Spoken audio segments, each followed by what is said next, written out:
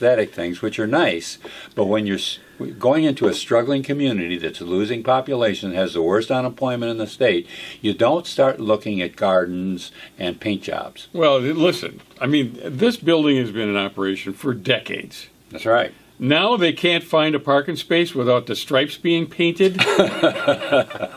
Where the hell have they been parking? It's been chaos over there. She's just trying to help them.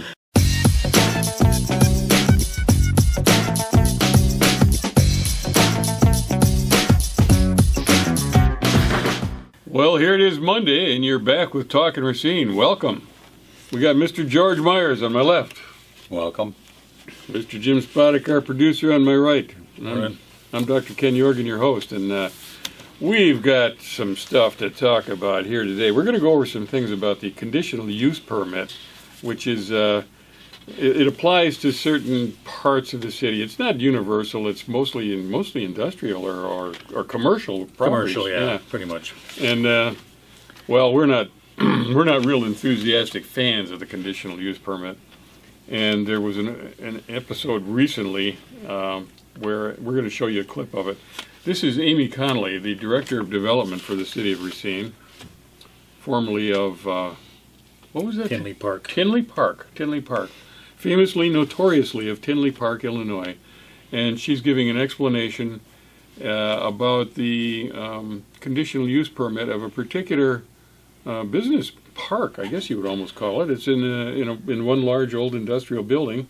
Somebody has come in there, and he's actually taken over several tenants that were existing there before he bought the property. So this is like a long-term relationship that these people have with the community and with the building. This gentleman came in and bought the building, and now actually moved his business from Kenosha to Racine.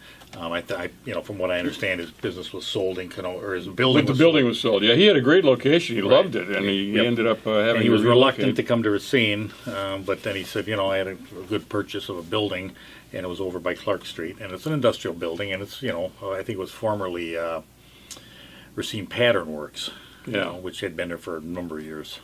So anyway, in comes the city with this conditional use permit idea, and he says, okay, well, that sounds reasonable, basically.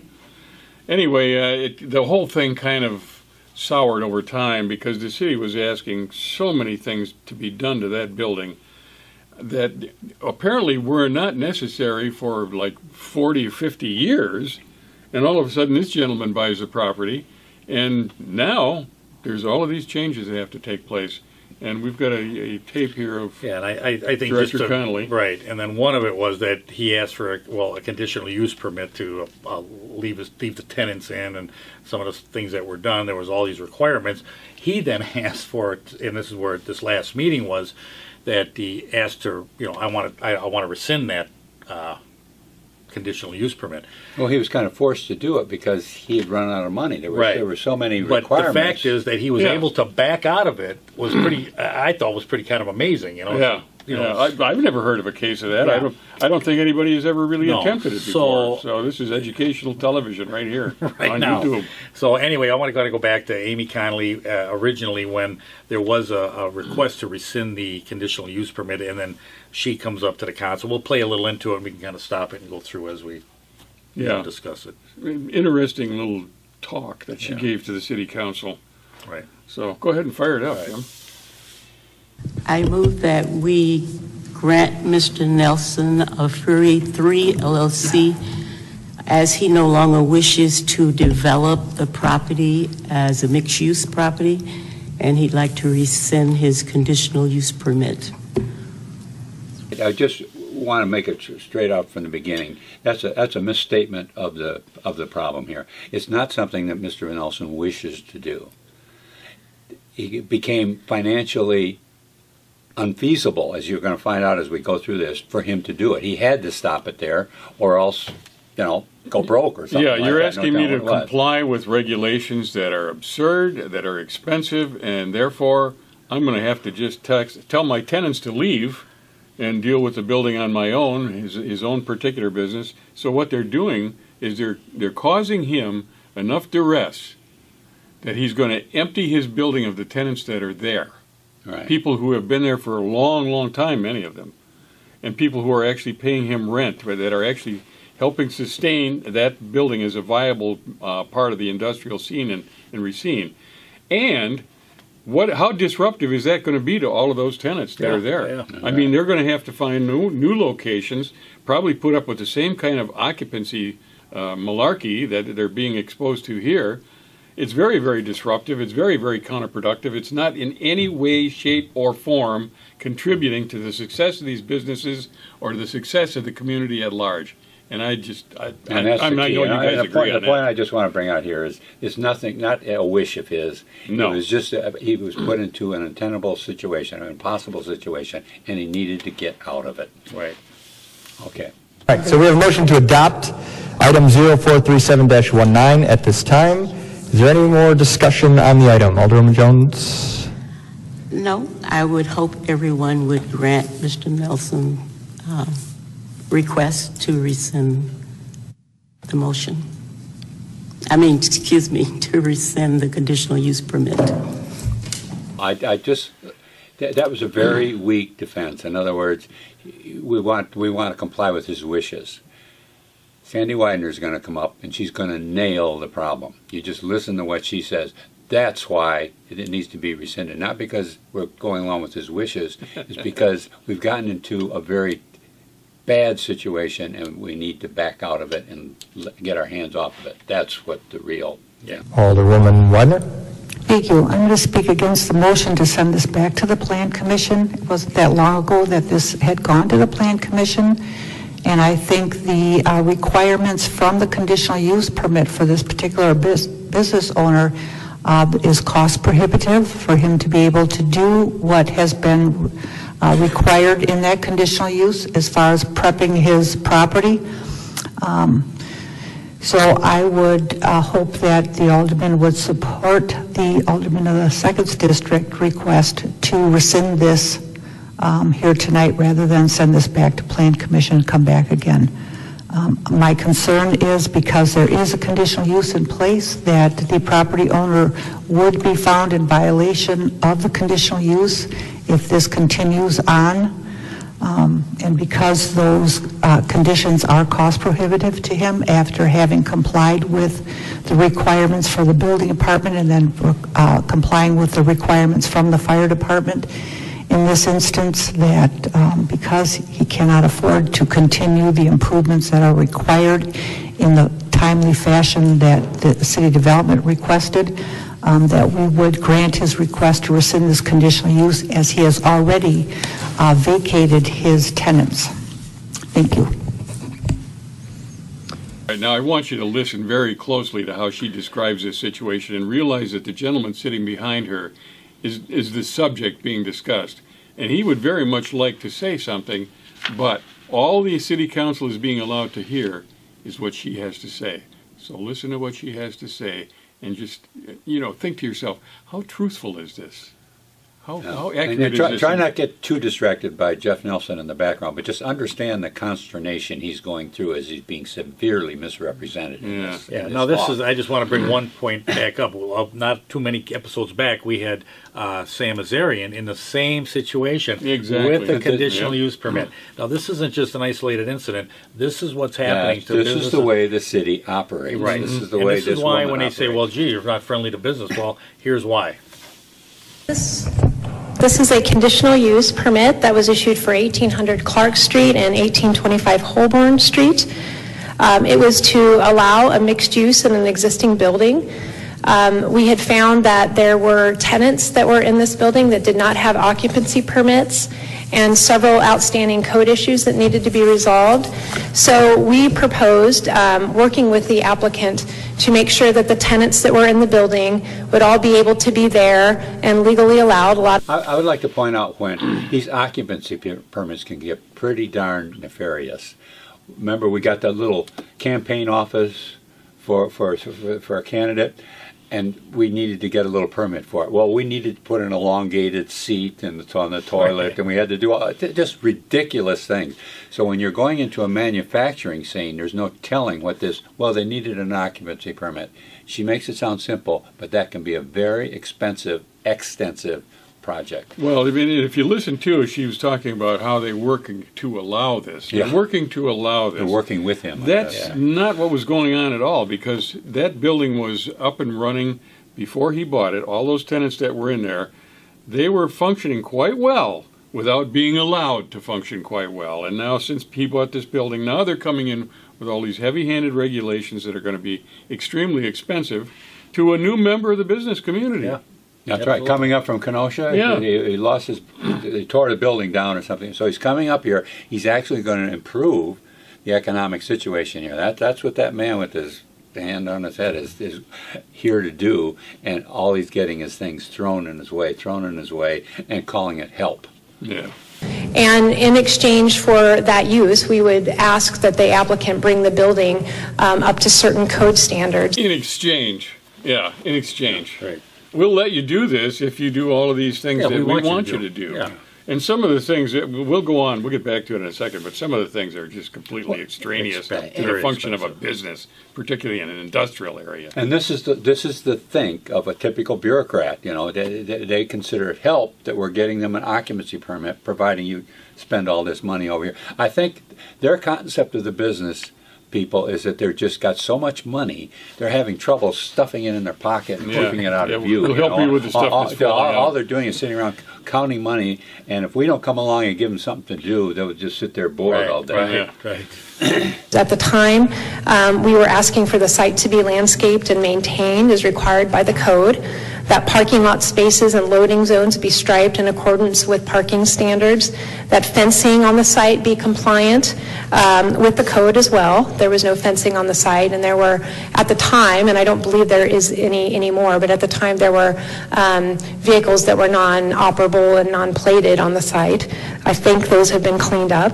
See, you get the what she's doing. You know, striped parking spots, landscaping. You know, these are things that have very little to do with the business. Yeah, there's paving. You know, as compared to, well, we need to have a second exit for a fire department, or something, you know, something like that. Something that's really concerned with safety safety factor, right. and that type of thing, as opposed to these aesthetic things, which are nice. But when you're going into a struggling community that's losing population, has the worst unemployment in the state, you don't start looking at gardens and paint jobs. Well, listen, I mean, this building has been in operation for decades. That's right. Now they can't find a parking space without the stripes being painted. Where the hell have they been parking? It's been chaos over there. She's just trying to help them. Yeah. Oh, my God. In exchange.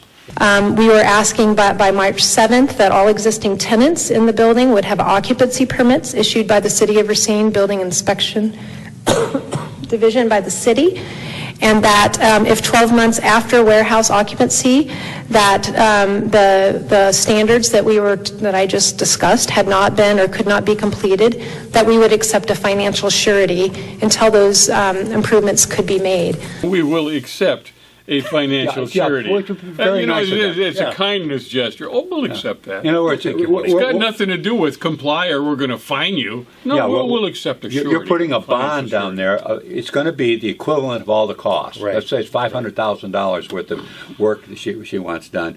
Well, he has to put a bond up for $500,000. If he doesn't get the work done, he forfeits the bond. Correct. Yeah. That's what that is, and that's help. Yeah. They consider that help. Well, they have a goal and they have an image that they put forward. He's got an image to say, hey, listen, I have contracts that I have to fulfill and jobs that I have employees that have He's got families. payroll to meet. He's got He's payroll. got a Actual lot of things to do. production. That's He's producing things And that are being these sold tenants- outside the community that's These bringing money tenants into the community. also that are renting in there also have to raise enough money not only to pay the rent but to support their family. Yeah, So those these are companies job- have to get their own Absolutely. occupancy permits and And their there own. are- Yeah. There's a number of different businesses that were in this particular complex. Talking about Yeah. having to get rid of those tenants.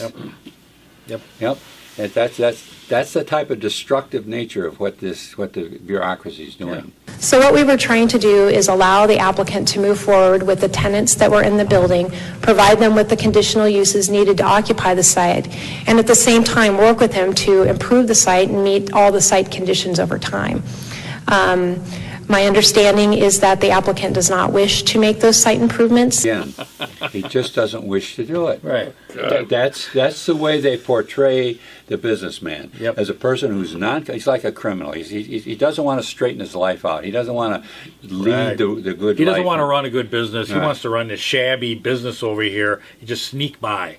You know, he put every heart and soul and blood and all the sweat in this. But I don't want to. I don't It's want easy for someone like Amy Connolly, who's never run a business before, to just stand aside and say, well, just do the right thing, as opposed to how tough it is to run a business in today's world. And with the taxes you have to pay and people like her you have to put up with. It darn near, in fact, that's why we're losing businesses and losing population. Wait a minute, isn't she the director of development? Yeah, this is the redevelopment authority. Is that what they call an oxymoron? Something like that. And my understanding also is that he's not intending to have the occupancies that they were originally provided, but we are not sure at this time if there are occupancies that still require conditional uses in the building and whether or not those occupancies have been granted certificates of occupancy by our building division.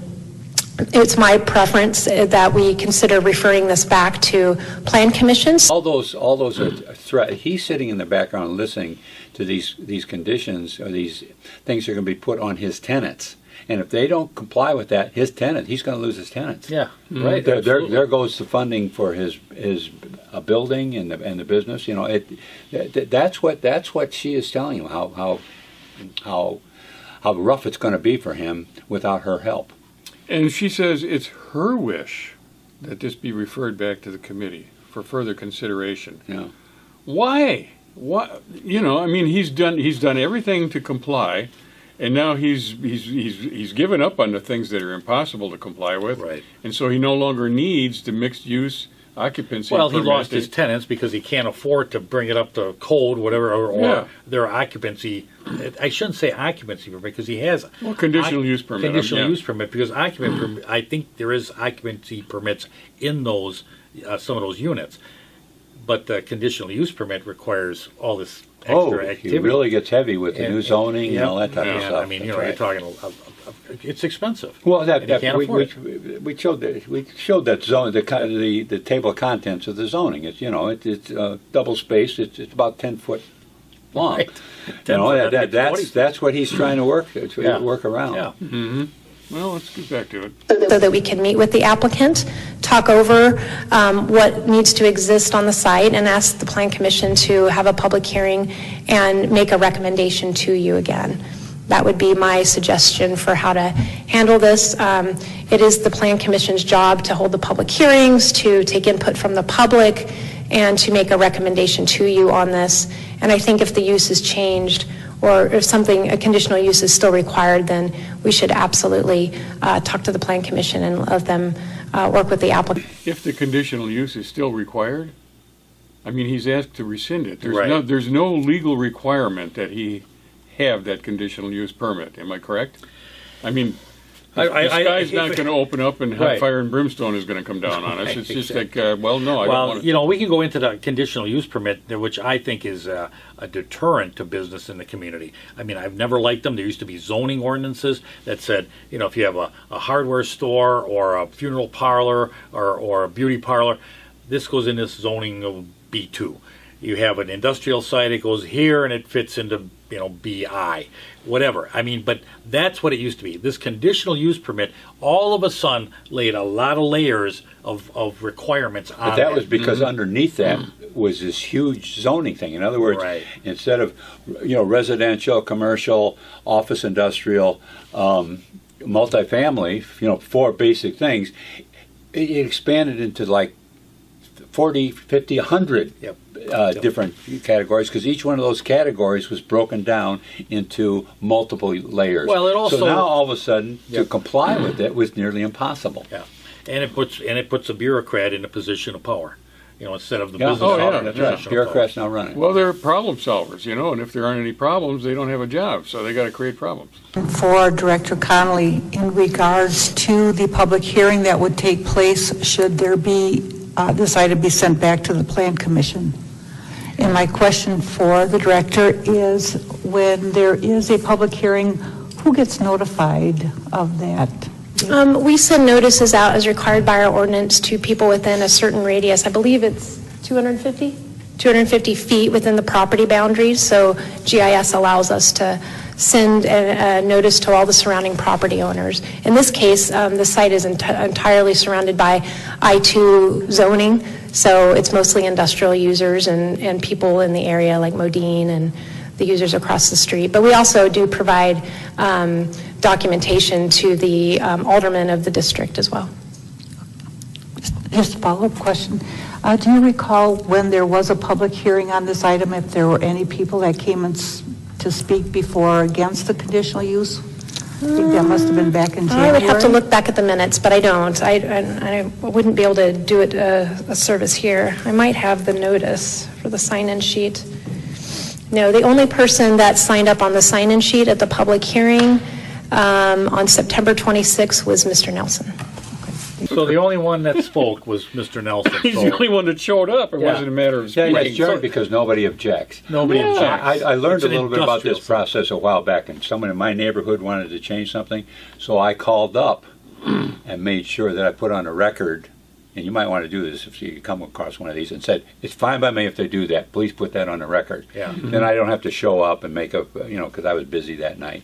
So, but the point was, is typically nobody cares. The only people that come in are the ones that object, like happened with CVS Pharmacy. Yeah, Remember right, all the people that objected? And that was all political. Yeah, they show up. So obviously no one cared. It was on Clark Street, Right, it's a place industrial that's an area. The other industrial area. guys like, So- fine, run your business. And what they Yeah. want to do is refer it back to the committee, and then the committee is going to hold a public hearing, another public hearing, which I imagine will probably be not as well attended as the first one, wherein the only person that showed up is the owner who's the object of the development director's scorn.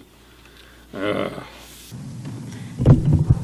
was just going to clarify that Mr. Nelson has given all his tenants a letter to have them vacate the premises, if that would make a difference.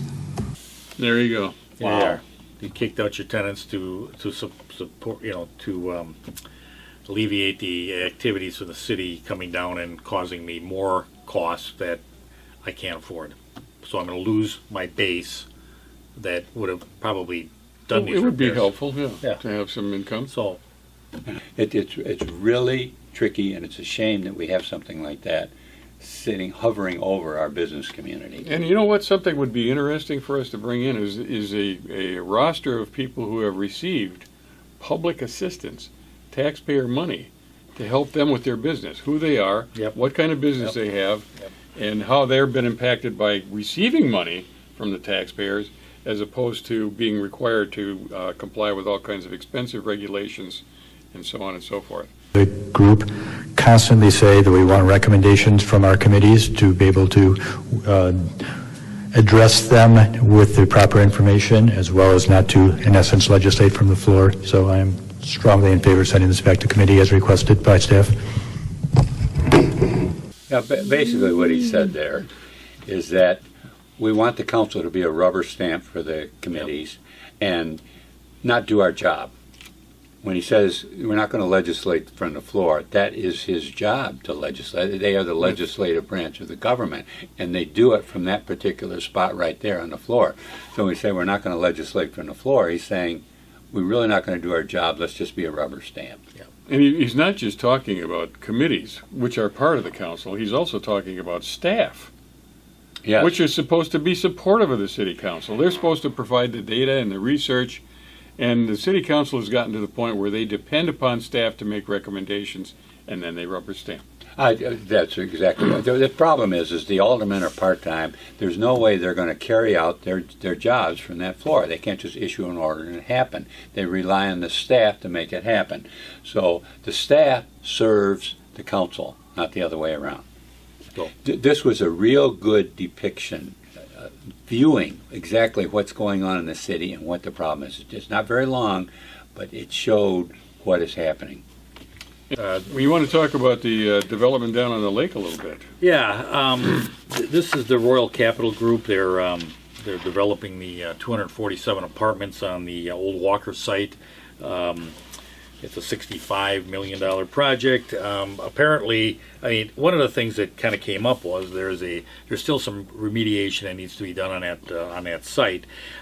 They are borrowing roughly $1.2 million for the remediation from REEDC, but there's a financial group that probably handles the servicing of that amount of money. I think it's BLP, Business Lending Partners, that I think partner up with REEDC. They lend that money out. Now that money that they are going to lend for this to Royal Capital or Racine Harborside is EPA money that is used for brownfield remediation. So it goes to the right source. They're hinging on Foxconn. All right. The thing is, this is high-end housing that they're talking about redeveloping, and they're going into a community that is losing population and is the highest unemployment in the state. That's a very bad place to go in and put Class A, high development housing. So what's their rationale? Why are they doing it? They're relying on Foxconn. They're relying on that. Which And is in this very- document, which it we know says is very risky. the project is considered high risk in nature. Yeah. That's a very, because of the that's- Class A apartment. Class A apartment. Those are high risk periods, let alone a community that's in the pits that we are right now in Racine. We're working our way out of it, but still, that's where we are right now, and they're going to come in with what's high risk across the board. And this is these are financial people talking high risk. So you're not going to hear that from the ones that are doing the PR work, but these are people that are saying, you know what, it's a high risk development, and it is. Well, it depends on Foxconn being successful, and it depends on being able to rent these units for higher than market value. Right. Basically, is what it says in here. So I've seen these guys. They came down and spoke at the city council meeting. They look like a respectable group of people. I mean, they've done developments in other areas. Right. They have not typically done high-end developments. Right. I was going to ask you, what is their history? Well, their Last history time is, with some kind of a federal subsidized housing, at some point. In other words, they need government money They need to government do it. money. And And government actually- doesn't subsidize high-end stuff. It only subsidizes No, it says for here, low-income people. and I don't want to get into this too far, but Freddie Mac supposedly is doing 65% of the funding. Well, Freddie Mac is a servicer. They guarantee. They don't actually have money. They don't have money. They guarantee. Right. Yeah. So They're co-signer. And the guarantee is backed up by taxpayers. Right. Exactly. And Again, we're back to so taxpayers. where is the money actually coming from? We don't know that yet. But we're going to leave it at that. You're going to mitigate the pollution. I just got to say, though, typically these developers, quote developers, know where to get money from. They get money from over here, over there, back here, and you look out, what do they actually put in, as we saw in Machinery Row? Virtually nothing. Rodney Blackwell put in $10,000 earnest money, and then he worked it out, so he got it all back. Oh, yeah, it's 30, George. 30,000, 30, but he got whatever it it was. back, yeah. Well, we do wish them the best. I mean, it would be glorious if they had these high-end apartments down there and they rented them or sold them or whatever they do, and it filled the place up. I mean, I would love to see it. Yeah. Well, you begin to hope appreciate it something works. like what Johnson's did downtown. Yeah. They came in with their own money, got their own financing, put it up, and as far as I know, there was no taxpayers' money involved with that project. Right. That's your Exactly. typical American business and development, not this. Okay, well, I got something I want to say here. It's time. If I can reach it. Here it comes, yeah, folks. Yeah, here it is. There we go. The golden Ooh. backbone. Yeah. Yeah. Well, who's Backbone. going to get it this time?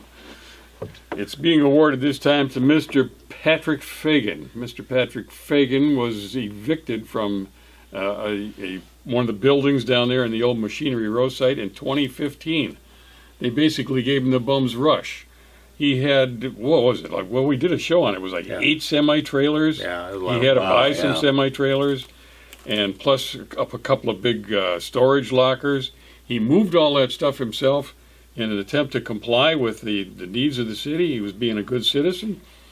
Then later on, he finds out the city was actually obligated to help him relocate. Right. So he said, well, I'd like the help. I really would. I've spent an awful lot of money. I'm stranded. I'm stuck in a parking lot with all of this equipment, millions of dollars worth of equipment. And the city has been stalling him and putting him off and telling him he's not qualified.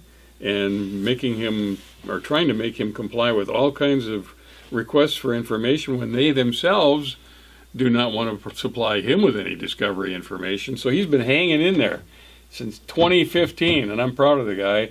He's got a backbone of iron, or in this case, gold. So Patrick, we're with you, buddy. Congratulations. We're there for you. Congratulations. This is for you. Now, George, did you have anything from the newspaper this week? Is it time for George to look at the news? Yeah, Have you got any? I got a couple little things that I. Let's I go over found them real interesting. quick before we say goodbye to the good folks out there. One was concern about the filling up of the landfill in Mount Pleasant. It's got about 3 to 5 years left.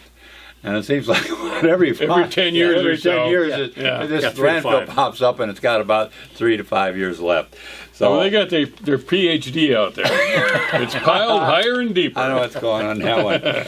The other one, the next one was the Redevelopment Authority. Now this is Amy Conley, Yep. the same people. This is the same people that they are giving an extension to some, to a developer. He's running short of money. As usual. It's tough getting started in Racine. But at any rate, they went into closed session in order to decide whether they're going to extend this redevelopment. And it's possible that it's legitimate. But, it's like the person that's always telling lies, and he finally comes up and says something that seems plausible, might be Right. the truth. You say, yeah, it might be, but, he's always lying. Well, this is a government that's always shutting things down, and all of a sudden they went into secrecy again. Yeah, And for they're claiming extension. this time it was legitimate. I don't know. Yeah. So much secrecy in this government. It's hard to say. It's hard to make any kind of evaluation on something you don't know anything about. I think That's it their seems like if goal. you're going to give an extension, you give an extension. If you want to discuss it in the open, why not? Yeah, right. What's the deal? Well, glorious weather we've been having here lately, and man, I hope it continues. This is a beautiful time of the year, and get out there, enjoy it. Thanks for being here with us. We appreciate your presence, and we'll look for you again next Monday. Have a great week.